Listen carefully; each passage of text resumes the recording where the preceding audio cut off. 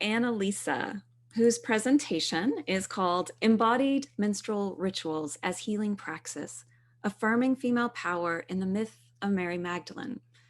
Annalisa Durr is a professional actress turned ritual theater creatrix, budding goddess scholar, and doctoral candidate in mythological studies at Pacifica Graduate Institute. The working title of her dissertation is Healing the Myth of Menstrual Danger. Her current performance series, She Bleeds the World into Existence, utilizes menstrual art as an embodied research method and as sacred activism. She is founder of Journey to the Goddess TV on YouTube, an interview and soon-to-be travel series with the aim to regenerate ancient feminine wisdom for modern women. Please welcome Annalisa Durr. Thanks, everybody. Hi, thanks for having me. I'm just going to get started and share my PowerPoint here. Okay. So this is the second title of my dissertation, not my dissertation, but my presentation, Healing the Myth of Menstrual Danger, Mary Magdalene Remythologized. Okay. So throughout Western history, powerful women such as Mary Magdalene have long been symbols of dangerous femininity. In particular, female bodies have been sites of patriarchal fantasies and projections of feminine danger. The myth of menstrual danger is one such feminine danger that has been a destructive legacy leading back to the early stages of Western civilization. The dehumanizing depictions of the myth of menstrual danger have been used to control women's bodies and devalue women's place in society.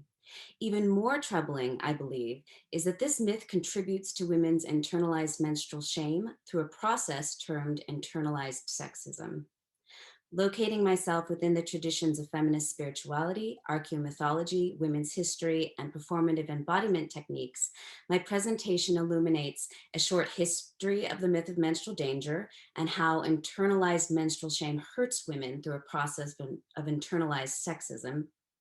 And then I discuss how I remythologize Mary Magdalene, just one of many, in ritual menstrual art performances to affirm female power and heal the myth of menstrual danger. But first, a quick dedication to Carol P. Christ. As some of you probably know, she was a early foremother of the goddess spirituality movement, a feminist theologian. She lived on the island of Crete and gave Ariadne tours, and she was very influential in the early formations of my journey to the goddess.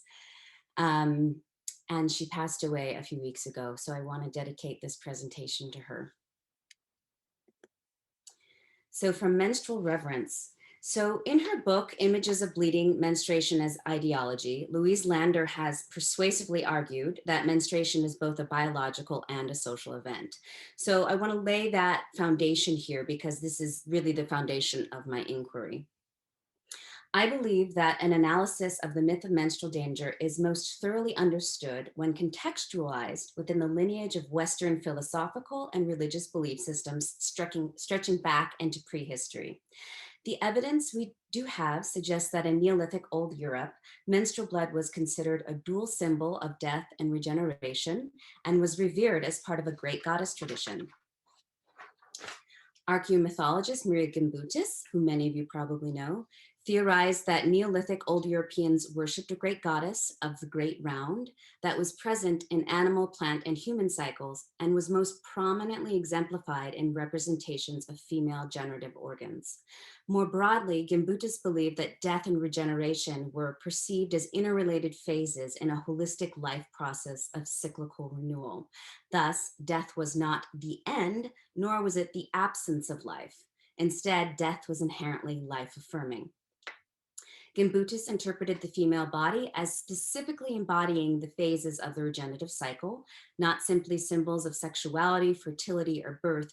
Many of these figurines, including the one you see here on the screen, emphasize a specific aspect of the female form, such as breasts, vulva, or buttocks, which she argued, quote, enhances the power of that particular body, part of the body, end quote. So her theories give compelling evidence linking women's menstrual and parturition blood with the great goddess's death and regenerative powers. So this figure is very similar it might be identical to the stiff white goddesses we just talked about. And you see the emphasized pubic triangle there, which she correlated with the womb tomb emphasis. And then in these other two images, the pottery, I'm going to be talking about that V image later, as well as the red pigment. So save that for later. So now on to the myth of menstrual danger. Cross-cultural anthropology reveals that there is not a universal woman oppressing menstrual taboo. Oftentimes you'll see in feminist literature that that is the case, but I just want to say that the myth of menstrual danger is quite well spread, that there is a menstrual taboo in almost every culture, but not every culture deems menstrual blood negatively. So what I'm talking about is the dominant menstrual narrative in Western cultures. The concept of the myth of menstrual danger came from my analysis of early Mesopotamian, Hebrew, Greek, and Roman historical accounts of menstrual practices, such as taboos, as well as religious and medical menstrual discourses. Menstrual blood went from being a life-affirming, regenerative symbol to a Bronze and Iron Age symbol of danger that no longer represented the dual forces of life and death. Instead, menstrual blood was equated with death and degenerative symbolism only. So in medical paradigms, menstrual blood has and continues to be pathologized. And in religious paradigms, religious paradigms have tabooed menstrual blood, constructing it as an existential threat to cosmic order and human civilization. As such, menstrual blood was, and arguably continues to be, synonymous with anti-life in the patriarchal imagination. This is because, beginning in ancient Sumer and up until the discovery of the ovum and the sperm in the 19th century, men's seed was believed to be endowed with the God-given source of life. In this worldview, menstrual blood opposes semen because it means that no new life has occurred. And this is assuming that procreation is the purpose of sex, of coitus. So I track the myth of menstrual danger in Western science and medicine from the 16th century to the present. And in my dissertation, I argue that the scientific and medical menstrual discourses present menstruation as a symbolic and sometimes literal threat to human, animal, and plant life.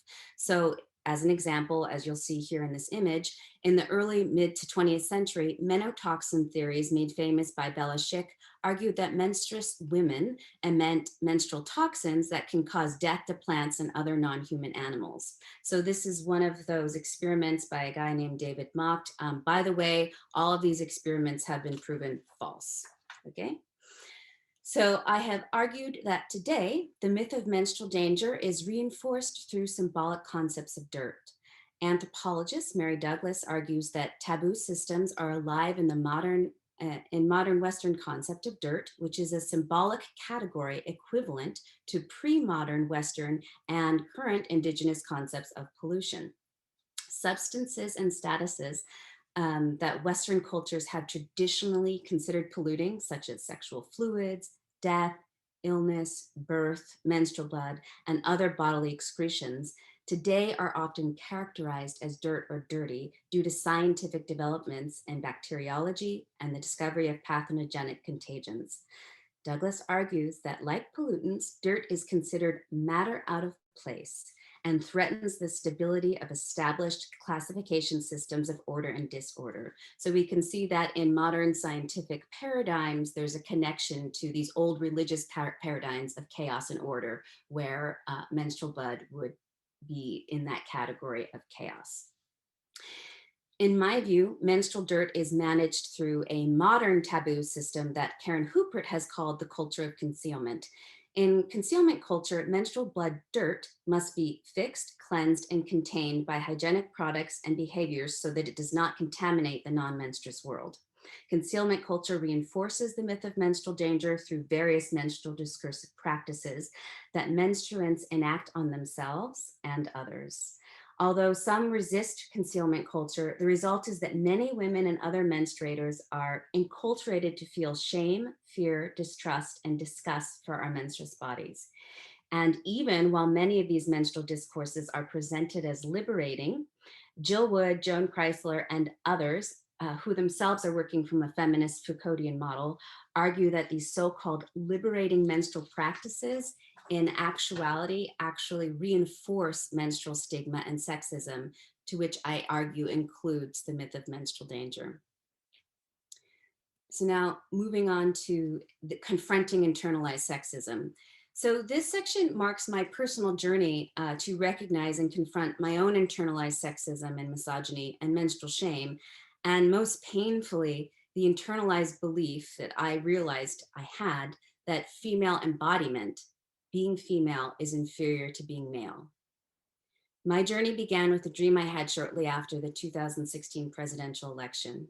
Now, I analyzed three key symbols: packet of seeds, Hillary Clinton, and Planned Parenthood. I discovered that the seeds represent for me a womb-like innocence and my desire to return home. Hillary Clinton represents my failed and unfulfilled dreams and my feelings that I am a failure. And Planned Parenthood represents the shame, humiliation, and unworthiness I associate with being a woman, and in particular with inhabiting a female body. It still upsets me when I think about this. So to my shock, these unconscious beliefs run contrary to my conscious idea of myself and also my conscious beliefs about women. And I was able through this dream to uncover a deeply lived experience of internalized misogyny. And I wondered that I must not be the only woman. And so this led me toward my dissertation topic. So really briefly, internalized sexism is a growing field of study under the rubric of internalized oppression. In internalized sexism, it underscores how women internalize sexist narratives and events and then learn how to enact them on ourselves and between and on other women, so between women too.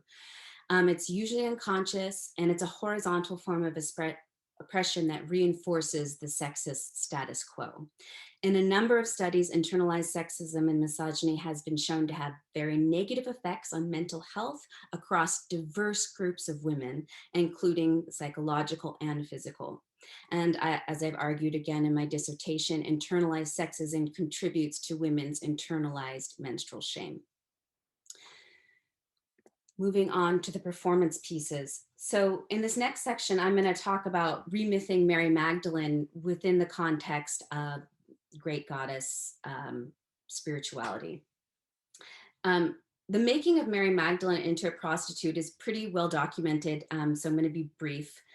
Essentially, in the Western Church, Mary Magdalene was made into a prostitute in the mythological imagination to serve certain socio-political and religious agendas in line with the dangers projected onto women and female bodies.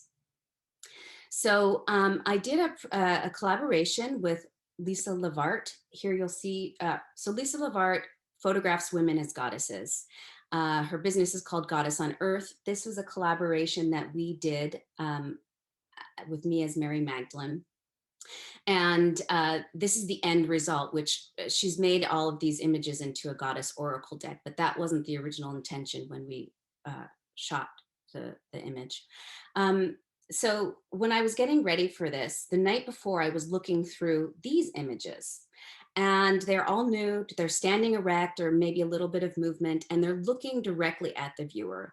These goddesses are fully self-possessed in their female power.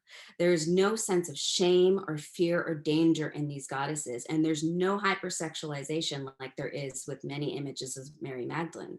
So I realized then that I needed to portray my Mary Magdalene nude in order to depict Mary Magdalene from a non-erotic feminine perspective, to repossess her with her female power and to reclaim her from the eroticized male gaze, or feminine eroticized male gaze.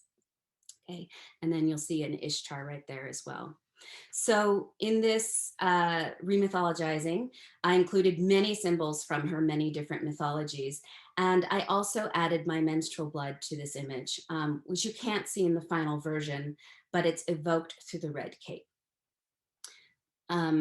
And then in this next image, this is an evolution of my work with Mary Magdalene in performance. So on the right, you'll see this is from a short ritual performance piece called She is Risen, a revisioning of the Easter story. In this particular performance, it was inspired by an Easter story from the Eastern Orthodox tradition. In this story, Mary Magdalene travels to Rome after Jesus' death and resurrection. There she meets with the Emperor Tiberius. He tells her that a man could no more resurrect from the dead than the egg in her hand could turn red. And in that very moment, the egg turned red. So on the surface, this story is about Jesus's power, right, to bring about life after death. But to me, I see hidden in this story ancient goddess symbolism of death and rebirth, with Mary Magdalene at its center. So in 2018, I traveled to Rome, where I secretly performed a retelling of this Eastern Orthodox story on Easter Eve, right there in front of the Vatican. And it was laden with goddess symbolism. And I want to mention too that these performances that I do are site specific, um, which highlights the importance of healing at the place itself, kind of at the center of where the narrative takes place. So briefly about a few of the symbolisms I used. You'll see on the left that there's the egg. So the egg's pretty obvious, right? The cosmic egg. We know that a lot of creation stories, the universe is birthed from the cosmic egg, and there's a lot of connotation with feminine birth symbolism, right? In which Maria Gimbutas has talked about that quite a bit as well. And then you'll also see red. Red pigment is one of the most common colors used by cultures dating back to the Paleolithic, though traces of red pigment have also been found in South Africa as far back as 100,000 years ago. So cross-culturally, it is often believed that red color signifies the life and death power of blood. And according to some archaeological analysis on the use of red pigments at a number of sites dating back to the Paleolithic, it is further connected to menstrual blood and post-birth fluids, the power inherent to menstrual blood and post-birth fluids. So in essence, I believe that the red symbolism in this story attributed to Jesus's resurrection likely originated with what may have been considered women's magical powers to create new life and bleed without dying. It was also Magdalene who held the egg in this story, perhaps to suggest that Jesus's ability to resurrect actually had something to do with her. Finally, the inverted triangle there is an ancient symbol of woman and vulva dating back to the Paleolithic. In Mesopotamia, the inverted triangle is the sign for vulva and is synonymous with woman, and it really connoted vulvic power. So I painted the triangle onto this egg with my menstrual blood so that I could combine these three the goddess symbolisms to affirm the death and regenerative symbolism, goddess symbolism in this retelling. I also spoke from the Gnostic Thunder Perfect Text because I wanted to also put into Mary Magdalene's, or let her speak the words of that dichotomy of the whore and the holy woman. I am she who is honored and she who is mocked. Um, So to end this sequence, I'd like to say that I believe that the true meaning of Easter is a celebration of the chthonic feminine powers to regenerate new life out of death. This was originally a power attributed to goddesses and also to women. We don't have to become physical mothers to recognize our innate feminine power. In fact, the creative or resurrective ability or impulse can apply to any aspect of life. And in conclusion, for me, each ritual performance piece presents another opportunity to reclaim embodied womb powers or chthonic feminine powers, especially those of death and regeneration. The use of menstrual blood has proved pivotal or vital to bring women and other menstruators dignity and to give us a sacred story about menstruation where one is lacking. As I mentioned earlier, menstrual blood has long symbolized danger in Western culture. Because I believe I've internalized this message, I've come to feel alienated or a stranger in my body, that my body is doing something wrong, shameful, or problematic. Instead, using menstrual blood in public performance challenges the culture of concealment imperative that menstrual blood remain hidden, sanitized, and even suppressed. My work with menstrual blood is uncomfortable and it still makes me uneasy. And this is exactly why I keep talking about it, to normalize talking about something that is a natural function of the female body, and in essence is part of a biological system that makes new life possible. The human race is able to continue because women and other menstruators bleed. And before I give my last concluding remark here, I want to say I realized this morning, Chris Downing has given me the task of writing about why this, why this matters to me, these remythologizings that I do matter. What's the function for me and for other women? And I realized I keep saying that it's about normalizing menstruation. And then this morning I realized, I was like, no, that menstruation is normal, period. That is the baseline. Our ancestors have been menstruating as far back as we know. It's normal. But my work is about bringing forth menstruation as a sacred story, as extraordinary, because menstruation is extraordinary. It is a visual reminder to the world, and it is an experiential reminder for us who menstruate that we are connected to the sacred mystery of the creative process, that numinous thing that we cannot ultimately know, but that we're connected through this ability. Finally, it is estimated that 800 million women, girls, and other menstruators are actively menstruating every day of the year. Imagine what would happen if each one of us celebrated our menstruation and menstruous bodies through new menstrual myths and rituals, instead of hiding all traces of our blood and shame. What would that world look like? Thank you. Thank you, Annalisa. Thank you. I did it under 20 minutes, yay. That's great. Let's show Annalisa some appreciation in the chat. As with Jody, you know what just struck me was menstruation as a sacred story. That stayed with me. Stop share, there we go. Thank you, Stephanie. Thank you. All right.